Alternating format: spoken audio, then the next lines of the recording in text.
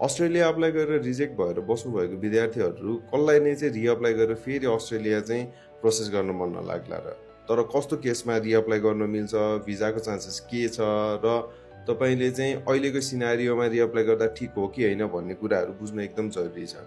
भोलि गएर तपाईँले रिअप्लाई गरेर फेरि रिजेक्सनतिर तपाईँ यदि ट्रेस हुनुहुन्छ भने obviously better to go for alternative destination, जहाँ तपाईँले फाइनेन्सियल डकुमेन्टहरू सो गर्नुभएको थियो,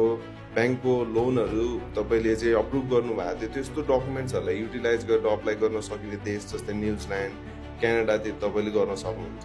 त्यो सँगसँगै यदि तपाईँ हाई भिजा सक्सेस रेट भएको कन्ट्री खोज्नुहुन्छ भने तपाईँले आउने इन्टेकको लागि युके अप्लाई गर्न सक्नुहुन्छ। युकेको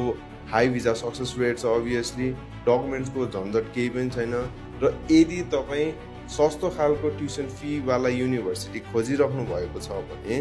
तपाईँ हाम्रो अफिस भिजिट गर्न सक्नुहुन्छ, अथवा त्यो युनिभर्सिटी र फी के हो भनेर बुझ्न चाहनुहुन्छ भने तपाईँले दिएको कन्ट्याक्ट नम्बरमा हामीलाई कन्ट्याक्ट गरेर आफ्नो क्वेरिजहरू क्लियर आउट गर्न सक्नुहुन्छ।